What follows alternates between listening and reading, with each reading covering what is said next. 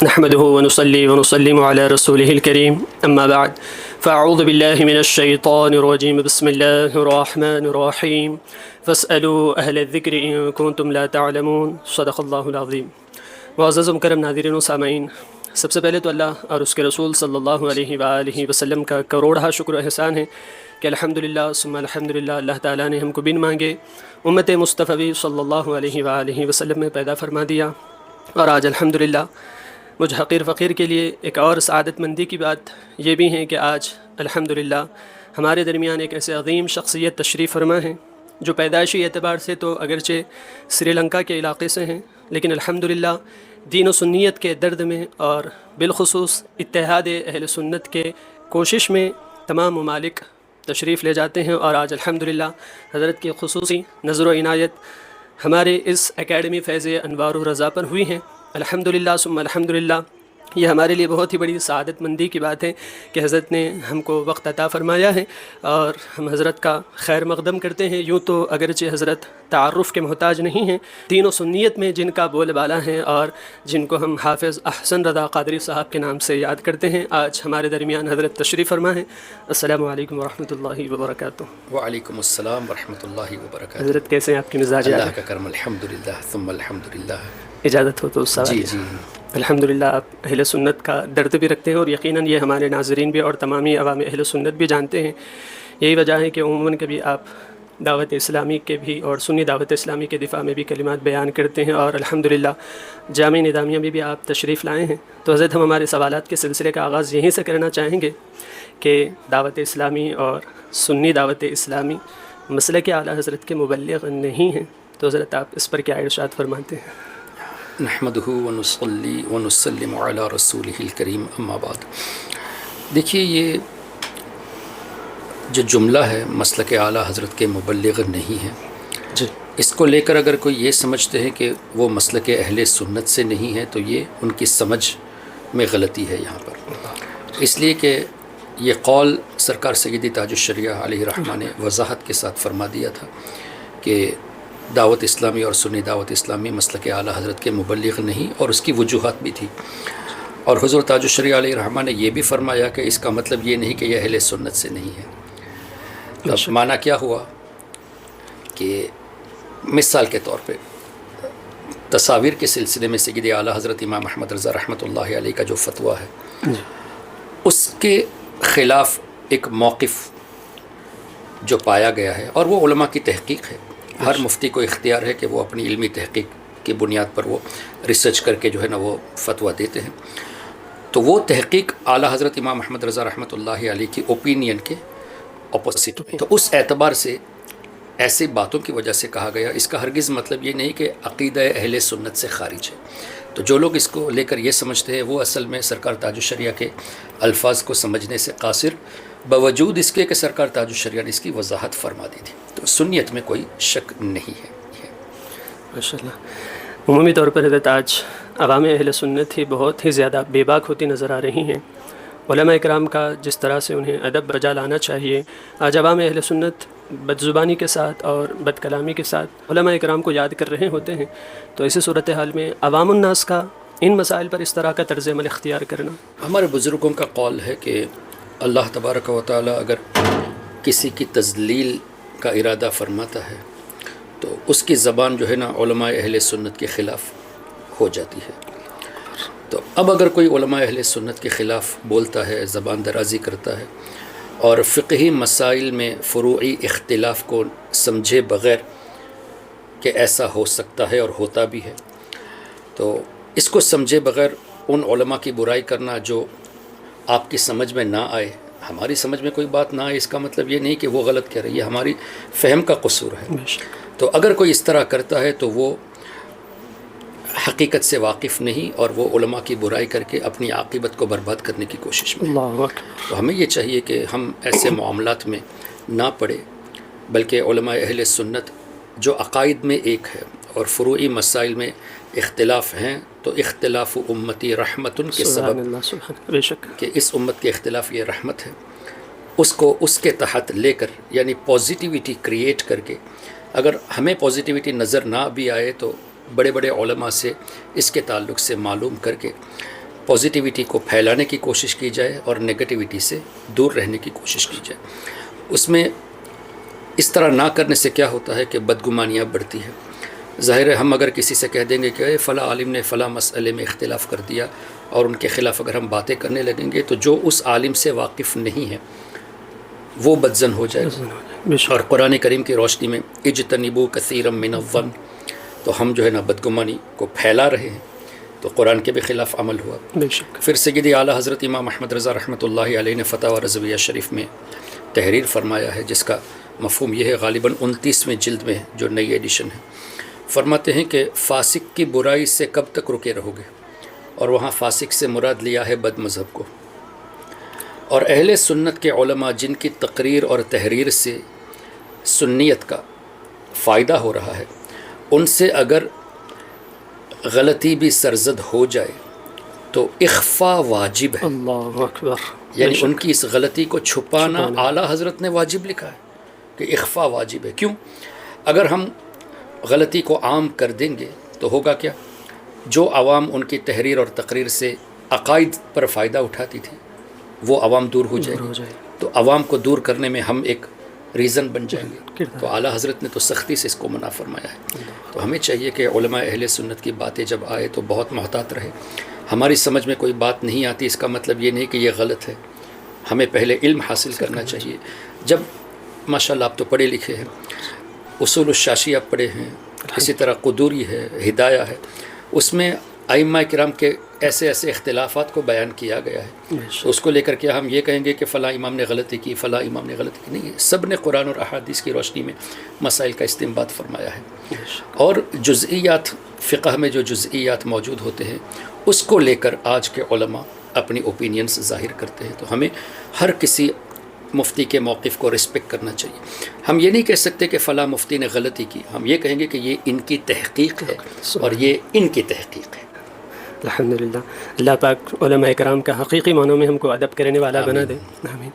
اب معاملہ تو اس کے برعکس سے نظر آ رہا ہے. نہ صرف وہ خود بدظن ہے بلکہ عوام اہل سنت کو بھی علماء سے ہی متنفر کر رہا ہوتا ہے. تو پھر جہاں تک میرا تجزیہ ہے، جیسے میں نے جو اپنے حساب سے جو سروے کیا ہے، جو عوام اس طرح بولتی ہے دراصل وہ کچھ کام کرنے والے نہیں ہوتے. اللہ اکبر. بے شک صحیح. جیسے فالتو کوئی بیٹھا ہوا ہوتا ہے تو ایسے ہی لوگ یہ کام کرتے ہیں. جو دین کی اشاعت میں لگا رہے گا اور کتب فقہ اور احادیث کی کتاب اور علماء اہل سنت کی کتابوں کا مطالعہ کرتا رہے گا، وہ ہرگز ایسی باتیں نہیں کرے گا، اس لیے کہ وہ سمجھ جائے گا کہ حقیقت کیا ہے. اس طرح فارغ جو بیٹھے ہوئے ہیں جن کا اور کوئی کام نہیں ہے، ایسے ہی لوگ کو آپ اکثر پائیں گے جو اس طرح کی باتیں کرتے ہیں. تو اب آپ مجھے بتائیے، جو علم سے دور ہو اس کی بات کو ہم سیریس لے کے ہم کیوں پریشان ہوں؟ ہمیں چاہیے کہ ہم بڑے بڑے علماء کی کتابوں کا مطالعہ کریں اور علماء اہل سنت ہمارے اکابرین کی صحبت اختیار کریں اور ان کے ساتھ بیٹھ کر کس طرح اتحاد اہل سنت میں کوشش کرنی چاہیے اس پر فوکس کریں. ہم نے دیکھا آپ کے حیدرآباد دکن کے ہی بہت بڑے عالم علامہ سید شاہ تراب الحق قادری رحمۃ اللہ علیہ، بڑی معروف شخصیت ہے. ہم نے ان کو دیکھا، چونکہ سری لنکا جب حضرت تشریف لاتے تھے تو الحمدللہ ہمیں یہ شرف ملا کہ حضرت ہمارے گھر پہ تشریف فرما ہوتے، ہمارے گھر پہ قیام ہوتا تھا. پھر میرے بڑے بھائی نے ان کے لیے الگ سے کمرہ بنایا تو ان کو خوش کرنے کے لیے بڑے بھائی کے گھر پہ ٹھہرے جو قریب ہی تھا. تو ہم لوگ بہت قریب سے حضرت کو دیکھے. حضرت کے اندر ایک خوبی ہم نے یہ دیکھی کہ کہیں بھی دورے کے لیے جاتے، چاہے امریکہ ہو، ایون سری لنکا، افریقہ ہو، کئی جگہوں پر بیان ہونے سے پہلے اگر ان کو پتہ ہوتا کہ یہاں دو سنی علماء کے اندر اختلاف ہے تو سب سے پہلے ان دونوں علماء کو بلا کے صلح کراتے تھے، اس کے بعد پروگرام کرتے تھے. یعنی ان کی سوچ یہ تھی کہ سنی علماء کے درمیان اختلاف اس طرح نہ رہے کہ ایک دوسرے کو برا کہے، ایک دوسرے سے ہٹ کر رہے، ایک دوسرے کے خلاف پروپیگنڈا کرے. یہ چیز نہیں ہونی چاہیے. تو علامہ شاہ تراب الحق قادری علیہ الرحمہ نے ہمیں یہ سکھایا کہ سنیت کے اندر اتحاد کی کوشش کرنی چاہیے. کیا پھر آج کے وقت میں علماء اکرام کا یہ کردار ہے یا نہیں ہے؟ چونکہ آج اسٹیج کی زینت بنائی جا رہی ہیں تمام اختلافات کو. نہیں، علماء تو ہے، ایسا نہیں ہے کہ نہیں ہے. اب یہ الگ بات ہے کہ سوشل میڈیا میں وہ علماء زیادہ نظر نہیں آتے ان کی مصروفیات کی وجہ سے. تو ایسے علماء کو ڈھونڈ کر ہمیں پبلسائز کرنا چاہیے تاکہ عوام اس سے فائدہ اٹھائے. رہی بات اسٹیج کو اس طرح بنانا کہ میں ہمارے اسٹیج میں میں آپ کے خلاف بولوں، پھر اس کے جواب میں آپ اپنے اسٹیج میں میرے خلاف بولیں، اس سے یہ بہتر ہے کہ میں آپ کے پاس خود آ جاؤں کہ مولانا آپ سے کچھ اختلافات ہیں میرے، میں آپ کے ساتھ اس سلسلے میں بات کرنا چاہتا ہوں۔ اچھا، اگر ایسا نہ کرتے تو اس کا نقصان ہم اس پر بھی غور کرتے ہیں۔ فار ایگزامپل، اگر میرے ایک جمعہ کے بیان میں 2000 لوگ مسجد میں جمع ہوئے اور میرا ٹارگٹ آپ ہیں، تو کیا ضروری ہے کہ وہ 2000 لوگ جو ہیں وہ اس ٹاپک سے آگاہ پہلے سے ہوں؟ جمعہ کے دن آنے والے وہ کاروباری لوگ بھی ہوتے ہیں، جاب کرنے والے بھی ہوتے ہیں، مسافر بھی ہوتے ہیں، ہم ان کو کیا پیغام دے رہے ہیں؟ اگر ہم ان کے سامنے، میں یہ کہوں ان کے سامنے 2000 لوگوں کے سامنے کہ مولانا عطاء الحق صاحب جو ہے نا ایسے ہے ویسے ہے، انہوں نے فلاں وقت ایسے کیا، انہوں نے فلاں کتاب صحیح سے نہیں پڑھی، ان عوام کا کیا فائدہ ہوا اس سے؟ جو چیز وہ لینے آ رہے تھے ان کو وہ تو نہیں ملا۔ حالانکہ جمعہ نصیحت کے لیے ایک بڑا سنہرا موقع ہے۔ ہم نے کون سی نصیحت کی؟ کہ ہم نے عقائد کو مضبوط کرنے کی نصیحت کی یا اعمال کی اصلاح کی نصیحت کی۔ اگر وہ کرتے ہیں تو ٹھیک ہے، اگر میں ایسے اسٹیج کو جو ہے نا آپ کے خلاف یا دوسرے علماء کے خلاف بولنے کے لیے اگر میں منتخب کر لوں تو یہ بہت بڑی میری جہالت ہوگی، اور مس یوز کرنا ہوا جمعہ کے ممبر کو، مسجد کے ممبر کو مس یوز کرنا۔ اسی طرح پھر میری وہ آڈیو یا ویڈیو کسی بھی طرح کسی نے آپ کو پہنچا دی تو آپ کے اندر ایگو کا پرابلم آ جائے گا، تو آپ اپنے جلسے میں میرے خلاف بولیں گے۔ تو آپ کے جلسے میں بھی ضروری ہے کہ ہر کوئی میرے خلاف ہی ہو جو آپ کی بات کے سن کے واہ کرے، نہیں، ایسی عوام بھی ہوگی جو پہلی مرتبہ آپ کو سننے آئی ہوگی، ان کے ذہن میں کیا میسیج پہنچے گا کہ کیا سننے علماء اس طرح لڑتے ہی رہتے ہیں، یہاں آئے تو ان کے خلاف، وہاں جائے تو ان کے خلاف، ہمیں سیکھنے کو کیا ملتا ہے؟ اس سے غیروں کا کام آسان ہو جاتا ہے، دیوبندی، نجدی، اہل حدیث، ان کا کام آسان ہو جاتا ہے، بغیر محنت کے لوگ ان کی طرف چلے جاتے ہیں۔ اس لیے کہ دیکھیے آپ کے حیدرآباد میں کالجز بہت سارے ہیں، مشہور یونیورسٹیز ہیں، یونیورسٹی کالج وغیرہ میں اسٹوڈنٹس کو جب لیکچرز دیے جاتے ہیں تو وہ پولائٹ لیکچرز ہوتے ہیں، اس میں چیخ نہیں ہوتی، پولائٹ لیکچرز کے ذریعے ایڈوکیشن دی جاتی ہے۔ تو جو لڑکا یا لڑکی 20-22 سال تک یا 25 سال تک یونیورسٹی میں پڑھ کر جب کسی مسجد یا کسی اسٹیج کے جلسے میں آ کر یہ سنیں گے کہ چیخ سے باتیں کر رہے ہیں، یعنی لفاظی کے ساتھ بیان کر رہے ہیں، تو ان کو کیا پیغام ملے گا کہ ہم جو سنے تھے وہ انداز بالکل الگ تھا، یہاں جو سن رہے بالکل الگ انداز ہے۔ تو اس سے نیگیٹیوٹی کریٹ ہوتی ہے اور وہ خود بخود ہم سے دور ہوتے جاتے ہیں، اور ایسے لوگوں کو غیر، خاص کر جماعت اسلامی، اہل حدیث، یہ لوگ ٹارگٹ کرتے ہیں۔ کیوں؟ پڑھا لکھا طبقہ وہ مینجمنٹ لیول کا ہوتا ہے اکثر و بیشتر، ان کے انڈر میں 50, 60, 100 لوگ کام کرتے ہوں گے، تو ان کے لیے آسانی کیا ہے؟ یہ ایک پڑھا لکھا آ گیا تو اس کے انڈر میں جو 50-60 ہے وہ بھی رفتہ رفتہ ہماری طرف آ جائیں گے، تو ان کو تو مجمع ہم ان کو دے رہے ہیں۔ ہمارے آپس کے اختلاف کو ہم اس طرح نمایاں کرتے ہیں، اس طرح پبلسائز عوام میں کرتے ہیں، جس سے عوام کا فائدہ نہیں ہوتا بلکہ الٹا ہمارا نقصان، ان کے ایمان کا بھی نقصان، اور وہ آسانی سے ان کی طرف چلے جاتے ہیں، یعنی ان کا کام وداؤٹ اینی محنت وہ کر لیتے ہیں۔ تو ہمیں اس پر سوچنا چاہیے۔ میرا اگر آپ سے اختلاف ہو تو بھی مجھے چاہیے میں آپ کے پاس آ جاؤں، آپ کا اختلاف مجھ سے ہو آپ میرے پاس آ جائیے۔ بہت ممکن ہے اور کئی بار ایسا ہوا ہے، آپ کے تعلق سے میں نے کچھ باتیں سنی ہوگی، جب سامنے بات ہوتی ہے تو پتہ چلا کہ آپ کے الفاظ یہ تھے، جس نے مجھے بتایا اس نے دو لفظ ایڈ کر کے بتایا، جس کی وجہ سے مس انڈرسٹینڈنگ کریٹ ہوئی۔ ایسا میرے ساتھ ہوا ہے۔ آپ کے ہندوستان میں ایک بہت بڑے عالم تھے اور بہت بڑے مجاہد تھے اہل سنت کے، ان کے تعلق سے مجھے ایک شخص نے بتایا کہ انہوں نے فلاں وقت ایسا کیا، فلاں وقت ایسا کیا، وہ آدمی صحیح نہیں ہے۔ تو جب میں ایک مدرسہ تھا وہاں پہ گیا تھا تو ایک مدرس جو مدرسے کے وائس پرنسپل غالباً تھے اور مدرس بھی تھے، انہوں نے بتایا کہ ہمارے یہاں ایک بہت بڑے عالم ہے، اب چاہے تو ملاقات کریں۔ میں ملاقات نہیں کروں گا۔ کیوں نہیں کریں گے؟ ان کے بارے میں نے سنا تھا کہ انہوں نے جو ہے نا سنیت کو نقصان پہنچایا ہے، فلاں وقت ایسا کہا ایسی بات نہیں، آپ چاہے تو ڈائریکٹ مل کے بات کر لیں۔ تو میں ان بزرگ کے پاس گیا اور کہا کہ حضرت آپ کے بارے میں ایسی باتیں میں نے سنی ہیں، اس لیے میں ملنا نہیں چاہ رہا تھا۔ تو حضرت نے وضاحت فرمائی۔ میں کہا نہیں فلاں موقع پہ ایسا ہوتا، نہیں ایسا نہیں، ایسا ہوا تھا، یہ جملہ نہیں تھا میرا، یہ جملہ تھا، فلاں شخص نے میرے جملوں کو جو ہے نا رد و بدل کر کے پیش کیا۔ اس کے بعد میں نے سوچ لیا کہ یار کسی کی سن کے ہم کسی کی طرف جو بدگمانی کرتے ہیں نا، اس سے نقصان ہے، اس سے بہتر ہے کہ ڈائریکٹ ملاقات کر کے بات کر لیں۔ آپ مطمئن ہیں ان کے جواب سے تو بہت اچھی بات ہے، مطمئن نہیں ہے تو آپ خود الگ ہو جائیے، اس کو لے کر ایشو بنانے کی کیا ضرورت ہے؟ تو اتحاد کو قائم کرنا بہت ضروری ہے۔ ابھی اسلام حضرت آپ نے یہ جو درمیان میں کالجز اور یونیورسٹیز کا تبصرہ کیا، یقیناً ایسے ہے بھی کہ وہ جو نوجوان طبقہ، جو ایجوکیٹڈ تعلیم یافتہ طبقہ ہے، وہ حضرات کا واقعی یہی کہنا ہے کہ جب علماء اکرام آپس میں ایک دوسرے کے دست و گریبان رہیں گے تو ان سے ہمارا کیا فائدہ ہونے والا ہے. اور اس وجہ سے یہ حضرات جو انگریزی زبان میں تھوڑی ید طولہ رکھتے ہیں، ان حضرات سے نہ صرف متاثر ہوتے ہیں بلکہ ان کے اعتقادات، ان کے نظریات، ان کے معاملات کو بھی اپنا رہے ہیں. ایسے میں پھر ہم جیسے طلباء یا پھر جو ساکنین علماء اکرام ہیں، ان کی کیا ذمہ داری بن جاتی ہے، جو بالخصوص مساجد کے ائمہ حضرات ہیں یا مؤذنین حضرات ہیں، ان کا اس میں کیا کردار ہونا چاہیے ایسے نوجوان طبقے کو بچانے کے لیے؟ یا اس کے لیے ایسا ہونا چاہیے کہ جیسے ماشاءاللہ آپ جیسے قابل علماء، ایسے بہت سارے علماء ہیں، ان کو چاہیے کہ عوام سے دوستانہ تعلق رکھیں.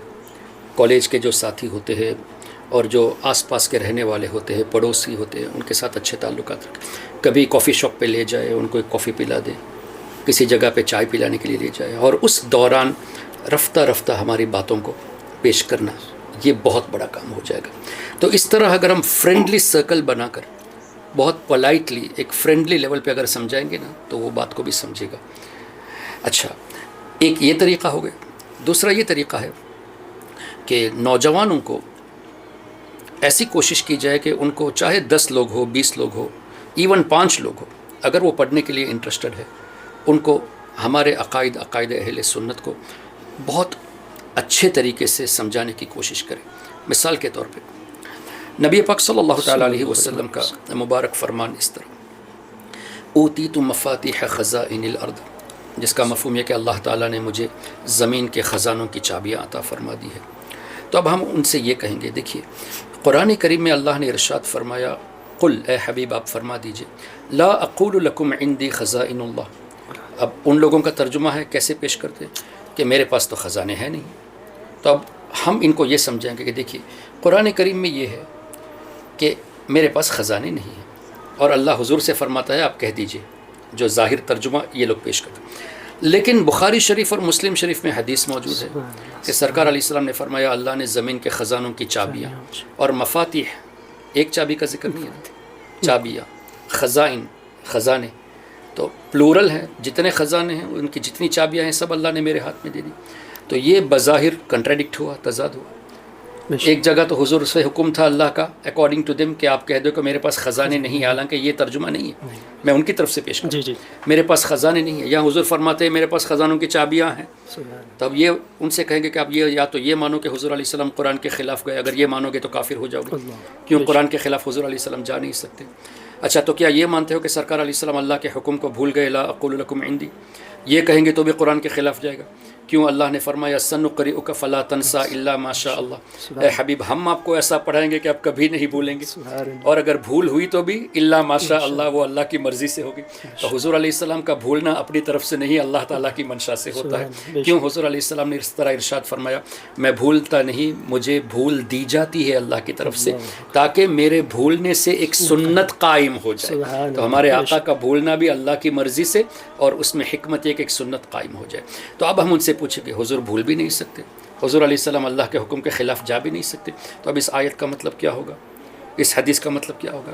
تو اب آئیے، لا اقول لکم عندی، میں یہ کلیم نہیں کرتا کہ جو میرے پاس خزانے ہیں اوتیت مفاتیح والی، یہ میرے اپنے ہیں، یہ میں کلیم نہیں کرتا، یہ سب اللہ کا دیا ہوا ہے. بے شک. تو اس طرح سمجھائیں گے نا کچھ باتیں، تو وہ سوچنے پر مجبور ہوں گے کہ ہاں ہم تو ان سے یہ سنے تھے، جبکہ حضور علیہ السلام قرآن کے خلاف جا نہیں سکتے، تو حضور علیہ السلام نے ایسے کیسے فرمایا؟ اچھا، اگر یہ عقیدہ شرکیہ ہوتا تو امام بخاری کی بخاری شریف مت پڑھو، کیوں تمہارے حساب سے شرکیہ عقائد لکھنے والے کی کتاب پڑھنے کا حق کس نے دیا؟ امام مسلم کی مسلم شریف بھی مت پڑھو. تو اس طرح کے کئی ایگزامپلس دیے جا سکتے ہیں. تو نوجوانوں کو ایسی باتیں پولائٹ انداز میں بتائیں گے نا تو وہ سمجھے گا. اچھا، ایک طبقہ ایسا ہوتا ہے جن کو آپ سختی سے سمجھائیں گے تو سمجھے گا، جیسے ضدی ٹائپ کا ہوتا ہے، اور ایک طبقہ جیسے کالج اور یونیورسٹی اسٹوڈنٹس ہیں، ان کو پولائٹلی سمجھانا پڑتا ہے. تو ان کے لیے اس طرح کے طریقے جو ہے نا ہم اختیار کر کے سمجھائیں گے. تو الحمدللہ میں نے یہ چیز دیکھی ہے، خیر میں تو بہت چھوٹا ہوں، لیکن کئی جگہوں پہ میرے بیانات ہوئے ہیں، اور میں نے پی پی ٹی پریزنٹیشنز دکھا کہ اس طرح کی باتیں وضاحت کے ساتھ بتائی بھی ہے. کئی لوگ جو مطلب انٹلیکچوئلس تھے، انہوں نے یہ تاثرات پیش کیے کہ ہم کو یہ حقیقت کا پہلے اس کا علم نہیں تھا، کہہ کے اب ہماری آنکھیں کھلی کہ حقیقت یہ ہے. تو سمجھانے کا ایک طریقہ جو ہے نا یہ بہت ضروری ہے. اور دیکھیے حدیث پاک کی روشنی میں کلم الناس علی قدر عقولہم، لوگوں کی عقل کے حساب سے ہمیں گفتگو کرنی چاہیے. ہماری آڈینس اگر 200 ہے یا 100 ہے یا 50 بھی ہے تو ان 50 لوگوں کا ذہن سمجھنا یہ ہمارے لیے سب سے پہلے ضروری ہے. ہم فصیح و بلیغ تقریر کر لیں گے، ہائی اردو، ہائی انگلش یا ہائی عربک میں اگر کوئی بیان کر لے اور سامنے والا سمجھے نہیں تو بیان سے فائدہ کیا ہوا؟ اب 2 گھنٹے فصیح تقریر کر لے، سامنے والے کے سمجھ میں آیا نہیں. اس سے بہتر یہ نہیں کہ آپ 15 منٹ تقریر کرے، ایسی کرے کہ ان کے ذہن میں بات بٹھ جائے، یعنی بات رہ جائے اور وہ کچھ حاصل کر کے جائے. تو یہ ہے فائدہ. تو ہم فائدے کو ہمیں دیکھنا چاہیے، نہ کہ ہماری صلاحیت کے اظہار کو دیکھنا چاہیے. لیکن ایک عوام الناس کا یہ بھی نظریہ، ایک خصوصی طبقہ کہہ سکتے ہیں جو اپنے آپ کو سو کالڈ ویل ایجوکیٹڈ کہتے ہیں، ان کا نظریہ یہی بن گیا ہے کہ علماء کی ضرورت ہی کیا ہے، ہم خود ریسرچ کریں گے، ہم خود قرآن پڑھیں گے، چونکہ لکھی ہی ہمارے لیے گئی ہیں. اس طرح کی باتیں کی جا رہی ہیں. قرآن کریم عربی میں نازل ہوا، انا انزلناہ قرآنا عربیا، اور حدیث پاک ہمارے آقا صلی اللہ علیہ وسلم کے مبارک فرامین بھی عربی میں ہیں. تو آپ تو جانتے ہیں کہ قرآن کریم کی تفاسیر کتنی ہیں.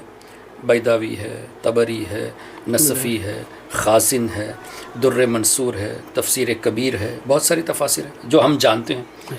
اور ایسی تفاسیر بھی ہوگی جو ہماری نظروں سے گزری نہیں ہے. ظاہر ہے 1400 سال ہو گئے تو کتنی تفاسیر لکھی گئی ہوگی. اب مجھے بتائیے، ٹرانسلیشن سے قرآن سے ریسرچ کرنا آسان ہوتا تو عربی میں نازل ہونے والے قرآن کی تفسیر عربی میں کیوں لکھی گئی؟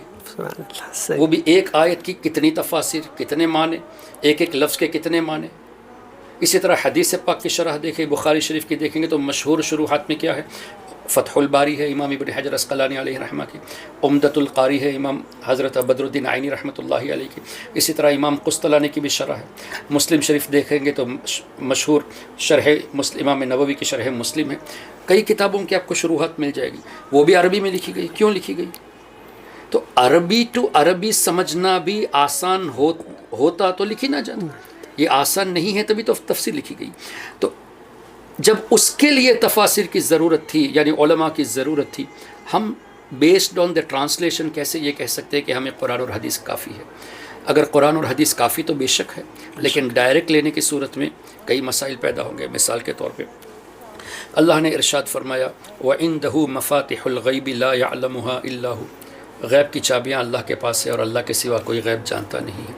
اس آیت کو لے کر ہم نے قرآن میں دیکھا ہے غیب کی چابیاں صرف اللہ کے پاس ہے اور کوئی نہیں جانتا. تو حضور علیہ السلام کیسے قرآن جان سکتے ہیں، یا غیب کا علم کیسے جانتے ہیں؟ اب غیب کے علم کا انکار کرنے لگتے ہیں.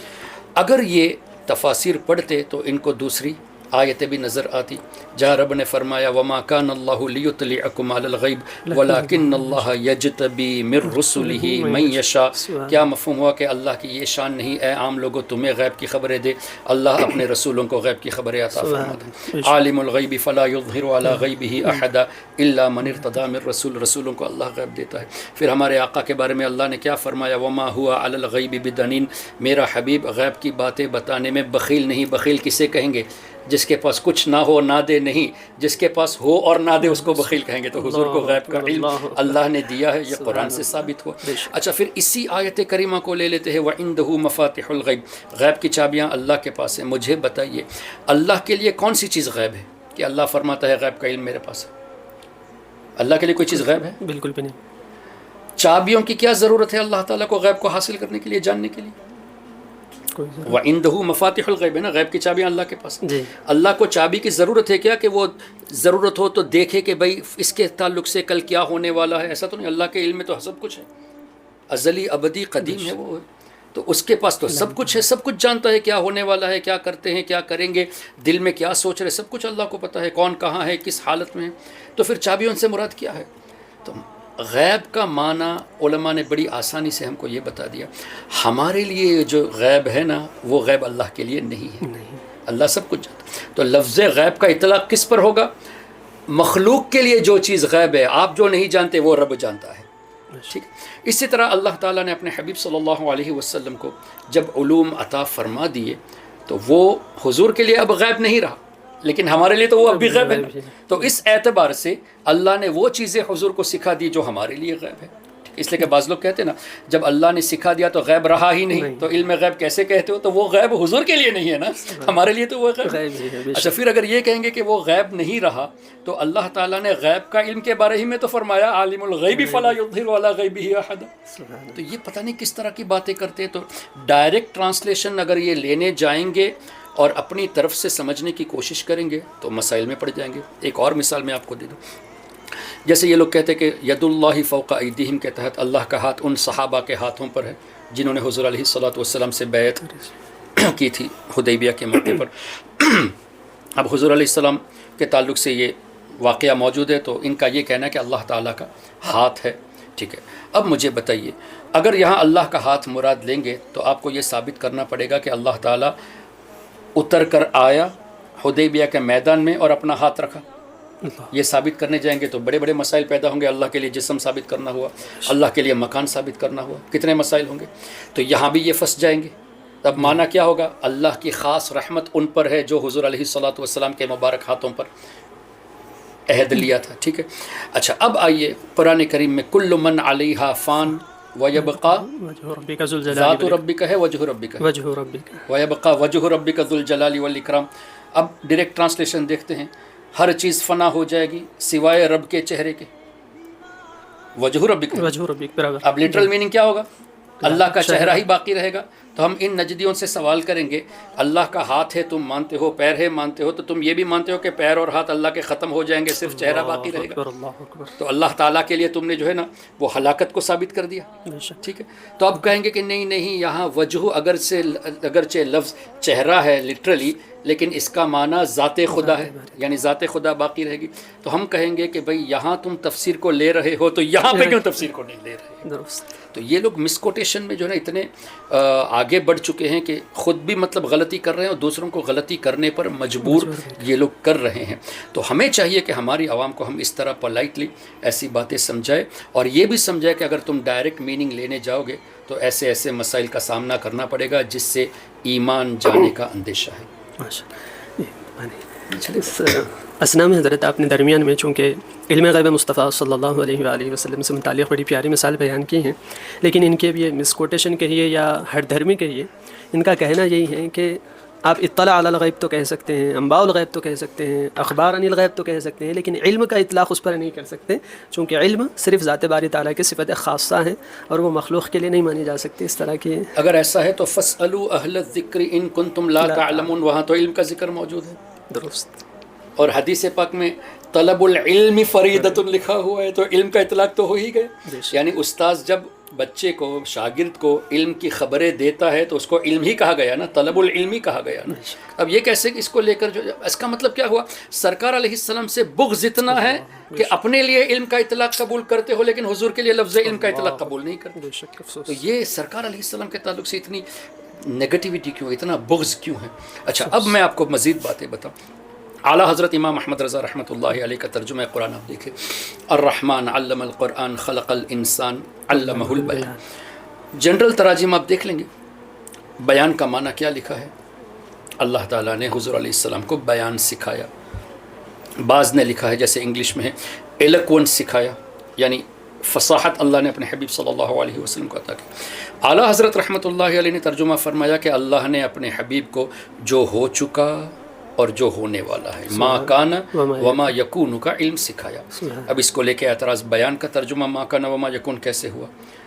تو ہم نے جب دیکھا کہ یار اعلیٰ حضرت نے اگر کوئی چیز لکھی ہے تو یقیناً اس کی اصل کہیں نہ کہیں موجود ہے۔ ہم نے تفاسیر کو دیکھنا شروع کیا، بڑی بڑی تفاسیر کی کتابیں، چاہے آپ طبری دیکھ لے، خازن دیکھ لے، نصفی دیکھ لے، بغوی دیکھ لے، تفسیر کبیر دیکھ لے، بڑی بڑی تفاسیر کی کتاب، اس میں کچھ جملے لکھے ہوئے ہیں۔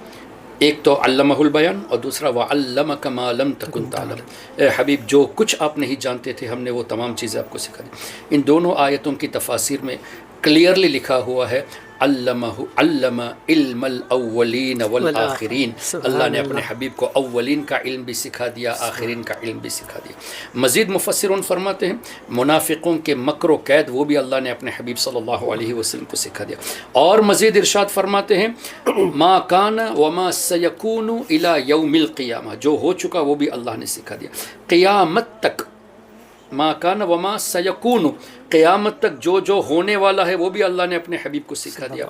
और ये भी फरमाया वदमाइरुल क़ुलूब, तुम्हारे दिलों में क्या है वो भी अल्लाह ने अपने हबीब सल्लल्लाहु अलैहि वसल्लम को सिखा दिया। तब इन तमाम तफासिर का निचोड़ आला हज़रत ने तर्जुमे कुरान में पेश फरमा दिया। यानी अगर आप कंजुल ईमान पढ़ते हैं तो तफासिर का निचोड़ आप पढ़ रहे हैं।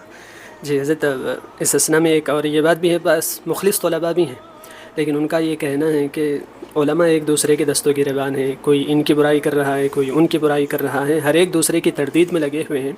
ऐसे में हम किन को सही मानों में अहले सुन्नत का समझें और किन को अहले सुन्नत से खारिज समझें, और किन की बातें। और चूँकि दाई गुफ्तगू में भी हमने कहा दावत इस्लामी और सुन्नी दावत इस्लामी के हवाले से, जब कभी हम इंस्टाग्राम पर भी अगर Q&A लगाते हैं तो ये सवाल लाजिमन आता है कि आया दावत इस्लामी को सुनना चाहिए या नहीं, चूँकि वो तो मसलक आला हज़रत के मुबल्लिग़ नहीं है। जहाँ तक मेरी मालूमात है, ये जो उलमा के इख्तिलाफ दावत इस्लामी के ताल्लुक से शुरू में थे, अब बहुत हद तक वो कम हो चुका है अल्हम्दुलिल्लाह। इसलिए कि कई चीज़ें ऐसी थी जहाँ इस्लाह हो चुकी है, और बाज़ जगहों पे जहाँ रुजू करना था वहाँ रुजू भी हो चुका है। और अब अल्हम्दुलिल्लाह ये पोजीशन है कि दावत इस्लामी के पास एक उलमा की ऐसी बड़ी जमात है और ऐसे ऐसे मुहक्किक काबिल उलमा है, माशाअल्लाह, अल्लाह उनको सलामत रखे। और जो तसानीफ़ का काम वो कर रहे हैं, तदरीस का जो काम कर रहे हैं, आला हज़रत की किताबों पर जो मेहनतें कर रहे हैं, और बड़े बड़े अकाबिर उलमा की किताबों पर मेहनतें कर रहे हैं, हमारे लिए आसानियाँ पैदा कर दी हैं। फतावा रज़विया शरीफ की जो CD निकली थी शुरू में, दावत इस्लामी ने मेहनत की थी उस पर, ठीक है। इस तरह कई किताबें आपको PDF की शक्ल में इनके वेबसाइट में मिल जाएगी। तो इससे हमारे लिए आसानी हुई कि नहीं? अच्छा, मुझे बताइए, अगर मसलक आला हज़रत से नहीं है, मुबल्लिग़ ना होना एक अलग चीज़ है, मसलक आला हज़रत से ना होना एक अलग चीज़ है, ये दो जुमले। बिल्कुल। मैं भी देखा जाए तो अकॉर्डिंग टू दैट क्राइटेरिया मसलक आला हज़रत का मुबल्लिग़ मैं भी नहीं हूँ, क्यों, मैं भी TV वीडियो में आता हूँ, लेकिन मकसद अकायद के लिए।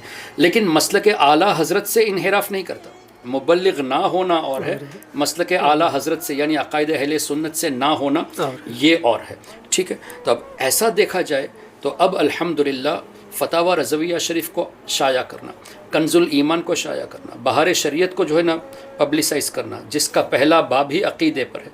तो जब अक़ायद पे काम हो रहा है, कंजुल ईमान ख़ुद अक़ीदा है, फतावा रज़विया ख़ुद अक़ीदा है, तो अक़ायद को फैलाने वाले को अगर आप अक़ायद अहले सुन्नत से दूर कहेंगे तो ये बात तो समझने से बाहर है। तो लोगों को चाहिए बात करने से पहले अपने अल्फाज को तोल लिया करें कि कहीं ऐसा ना हो कि आप ऐसे जुमले बोल दे जिसका माना इतना गहरा हो जाए कि आप किसी मुसलमान को गुमराह ना कह दे और किसी मुसलमान को out of the fold of Islam ना कह दे। अब एक इख्तिताम की तरफ ले चलते हैं। अब अवाम अहले सुन्नत का यही कहना है कि अगर उलमा इकराम की ज़िम्मेदारी पर बात उठाई जाए तो सख्त लहजा भी हो जाता है। अलावा अज़ीं इसके फिर इनका नज़रिया ये है कि जो अंग्रेज़ी ज़बान में महारत रखते हैं, यद तुला रखते हैं, ये हज़रात थोड़ा हक़ के ज़ायद क़रीब हैं। ये इनका ऐसा नज़रिया बिलख़ुसूस एजुकेटेड तबक़े का बनता जा रहा है। हमारी क्या ज़िम्मेदारी होनी चाहिए ऐसे अवाम के नज़रिए को लेकर? देखिए, कल्लिमिन नास अला क़द्रि उक़ूलिहिम, लोगों के समझ के हिसाब से बात की जाए। इसके तहत अगर आवाम को इंग्लिश में ज़रूरत है तो उलमा को इंग्लिश में बयान करने की ज़रूरत है। आवाम को अगर तमिल ज़बान में ज़रूरत है तो उनको तमिल स्पीकिंग उलमा की होनी चाहिए। तेलुगु की ज़रूरत है, जैसे जो लोग अंग्रेज़ी नहीं जानते, उर्दू नहीं जानते, सिर्फ तेलुगु जानते, तो उनके लिए उलमा की एक जमात होनी चाहिए, उस ज़बान में उनको समझाए। तो उलमा की एक ऐसी फ़ील्ड होनी चाहिए कि कुछ उलमा तसनीफ़ी काम में जो महारत रखते हैं उनको फ्री कर दिया जाए कि आप इस पर मज़ीद काम करते हैं। माशी अगर मामलात में कुछ परेशानी है तो अगर किसी को 25,000 तनख्वाह देते हैं तो 40-50 दे देना चाहिए, ताकि माश की फ़िक्र को वो छोड़कर इस काम में ज़्यादा से ज़्यादा लगे रहें। आइम्मा किराम की अगर तनख्वाह 20,000 है तो 30-35,000 कर देनी चाहिए। क्यों? वो जितना माश के फ़िक्र से दूर रहेगा उतना ज़्यादा मुताला करेगा, और जितना ज़्यादा मुताला करेगा उतना ज़्यादा अच्छा बयान करेगा, और जितना अच्छा बयान करेगा सुनने वाले को इतना ही फ़ायदा होगा। तो हमारे 20,000 की जगह पे 10,000 ज़्यादा देने से कितने आवाम को इल्म दीन सीखने को मिलता है। इसी तरह जो अच्छा मुदर्रिस है उनको भी अगर हम ऐसा कर देंगे तो उनके वुसअत यानी मुताले की वुसअत जो है ना वो बढ़ जाएगी, तो मज़ीद अच्छे तरीके से पढ़ाएंगे। अच्छा, फिर जिस ज़बान में जिसको ज़रूरत है उस पर फोकस किया जाए। कोई अच्छा मुक़र्रिर है तो उसके लिए भी ऐसी सहूलतें बना दी जाए कि अगर आपके पास ऑडियंस में इंग्लिश स्पीकिंग ज़्यादा आते हैं तो आप स्पेशल कोर्स कर लें, ایک کریش کورس کر لیں جس میں انگلش کے کچھ الفاظ آپ سیکھ جائیں گے، بول چال ہو جائے گی، اس کے بعد آپ اپنی تقریر کو ترجمہ کر کے آسان لہجے میں سمجھانے کی کوشش کریں. تو اس طرح اگر علماء مل کر کام کریں گے تو ہی یہ کام بنے گا. تو ہمیں چاہیے کہ ایک دوسرے کو ساتھ دیں، نہ کہ ایک دوسرے کو کرٹیسائز کریں. سرمایہ کار حضرات عموماً معمولات اہل سنت میں یا دیگر ایسی چیزوں میں اپنا سرمایہ صرف کرنے کے لیے تو تیار ہیں، لیکن جہاں بات تدریس کیا جائے، جہاں علماء کی خدمت کیا جائے یا ائمہ کی خدمت کیا جائے تو اپنے ہاتھ پیچھے کرتے ہیں. یہی وجہ ہے کہ بعض علماء ڈیمانڈ کرتے ہیں کہ ہم کو اگر جب تک آپ 50,000 نہیں بھیجیں گے ہم بیان کے لیے نہیں آئیں گے، جب تک ہم کو 40 نہیں دیں گے ہم نہیں آئیں گے. کیوں؟ جن کا پیشہ اور کچھ نہیں ہے، یعنی تقریر کے ذریعے جو وقت دیتے ہیں اس کے ذریعے اپنا گھر چلاتے ہیں. میرے ساتھ ایسا ہوا ہے، اس لیے میں اس بات کو آپ کے سامنے پیش کروں. اور جن کے ساتھ ہوا انہوں نے مجھے بتایا، کئی جگہوں پہ مجھے بلا کر مجھے ٹکٹ کا خرچہ تک نہیں دیا، کچھ جگہوں پہ مجھے نذرانہ تک نہیں دیا. چلو نذرانے کی ہم کو ضرورت نہیں ہے، الحمدللہ اللہ نے نوازا ہے، ہمارے ساتھ ہو گیا چلے گا. جن کا اور کوئی راستہ نہیں ہے ان کے ساتھ اگر آپ ایسا کریں گے تو وہ مجبور ہو جائے گا. سفر کا خرچہ آپ نہیں دیں، نذرانہ نہ دے تو وہ کرایہ جو خرچ کر کے آیا ہے اس کو جو ہے نا کس طرح وہ مطلب دوبارہ ری امبرس کر سکے گا. یہ مسائل ہے. اچھا بعض جگہوں پہ تو ایسا بھی ہوا ہے، مجھے بلایا اور مجھ سے چندہ بھی کروایا. تو اس طرح مس یوز بھی لوگوں نے کیا ہے. تو ایسا ہوتا ہے، دنیا میں ہر قسم کے لوگ ہوتے ہیں، اپنا مفاد دیکھنے والے ہوتے ہیں. تو ہمیں یہ چاہیے کہ علماء کا اچھا خیال رکھے.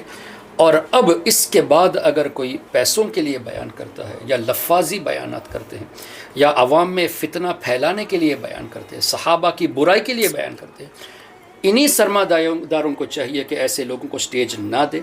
لاکھوں روپیہ خرچ کر کے کسی صحابی کی برائی کر کے دوسروں کے ایمان کو خراب کرنا، تو آپ کا پیسہ آپ نے ضائع کر دیا ہے.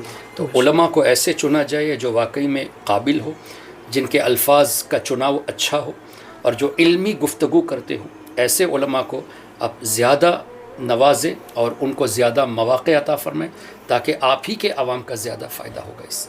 چند ایک سوالات ہیں آخر میں.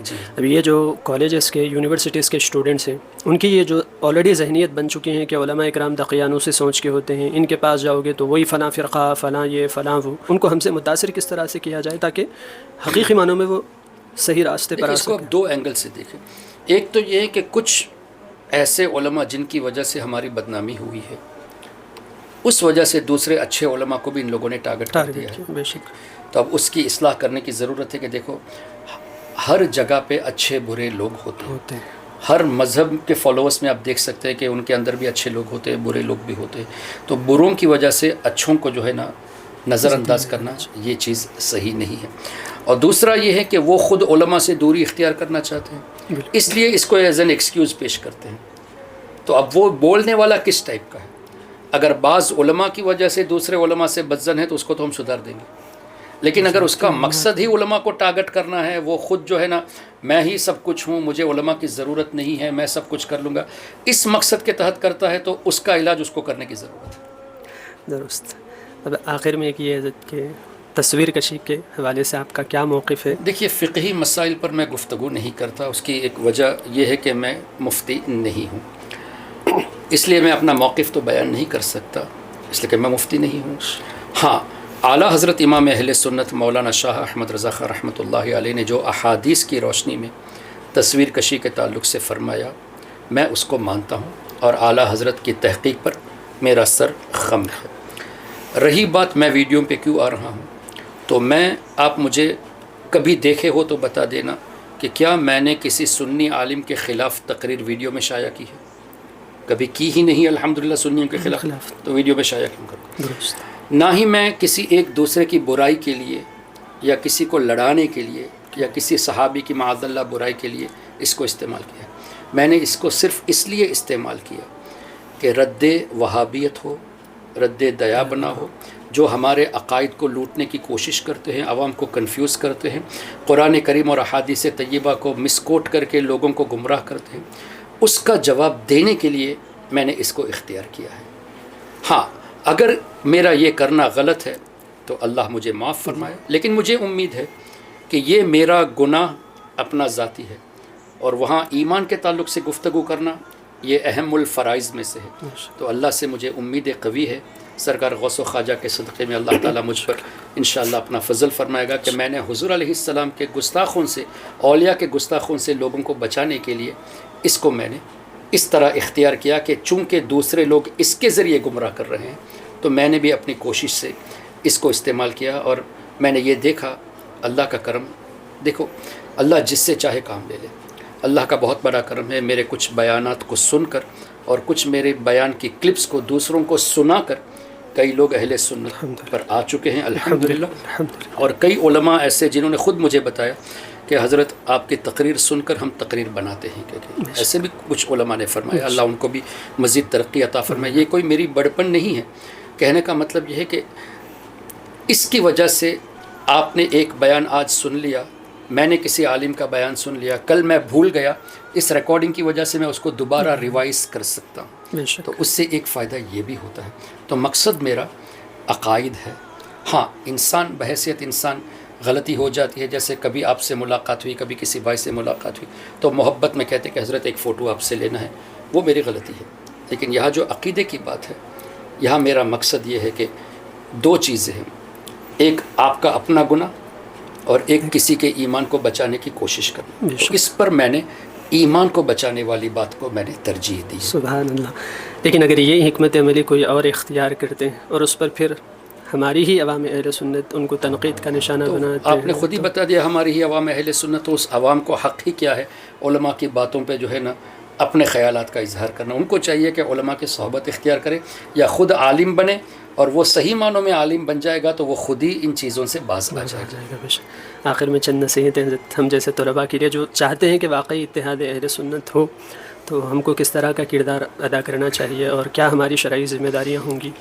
جہاں تک میں سمجھ رہا ہوں آج کے دور کے حساب سے آپ اور آپ کے جتنے کولیگس ہیں، آپ کے جتنے بھی ساتھی ہیں، اسی طرح سامعین میں جو صلاحیت رکھتے ہیں اور ان کے جتنے ساتھی ہیں جو صلاحیت رکھتے ہیں، ان کو چاہیے کہ اہل سنت کے معمولات اور عقائد پر ایک ہی ٹاپک پر 50 لوگ بیان کریں اور 50 لوگ الگ الگ اپلوڈ کریں. وسیلے پر 20 30 40 50 لوگ اپلوڈ کر دیں، علم غیب پر بھی کر دیں، استمداد پر بھی کر دیں، دیگر معاملات پر بھی کر دیں. فائدہ یہ ہوگا کہ آج ہم نیٹ میں سرچ کرتے ہیں کہ سرکار علیہ السلام کے والدین کے بارے میں کیا خیال ہے، تو نگیٹو جواب زیادہ آتا ہے. تو ہمارے 50 لوگوں کا جواب ہوگا تو اب پازیٹیو جواب آنا شروع ہو جائے گا. علم غیب پر بھی نگیٹو جواب آتے ہیں، اس پر ہماری گفتگو ہوگی تو وہ بڑھ جائے گا. وسیلے پر بھی نگیٹو آتے ہیں، اس پر ہمارے علماء کے کلپس ہوں گے تو وہ آئے گا. تو اب آپ کی آج کی یہ محنت 1-2 سال کے اندر انشاءاللہ وہ رنگ لائے گی کہ نوجوان اس کو کنفیوژن ہوگا اور وسیلہ کلک کرے گا تو آج تک تو ان کی کلپس زیادہ آتی تھی، کل انشاءاللہ ہماری کلپس زیادہ آئے گی جس کو سن کر وہ اپنے ایمان کو بچا سکیں گے. اور دوسرا یہ ہے کہ غالباً حضرت سیدنا مولا علی مشکل کشا رضی اللہ عنہ کا قول ہے کہ حق بات کہنے کے لیے کبھی کسی سے ڈرنا نہیں. تمہارے حق بولنے سے تمہاری موت قریب نہیں آ جائے گی اور نہ ہی کوئی تمہاری روزی کو کم کر دے گا. موت جب آنی ہوگی تبھی آئے گی، روزی جتنی ملنی ہے اتنی. اگر ہم یہ سوچ کے جہاں ضرورت ہے حق بولنے کی، یہ سوچ کے حق کو چھپائے کہ اگر حق بولوں گا تو مجھے مسجد سے نکال دیا جائے گا، مدرسے سے نکال دیا جائے گا، یا نذرانہ نہیں ملے گا، تو روزی ملنے کی جتنی ہوگی اتنی ہی ملنی ہے، جتنی بچنی ہے اتنی ہی بچے گی.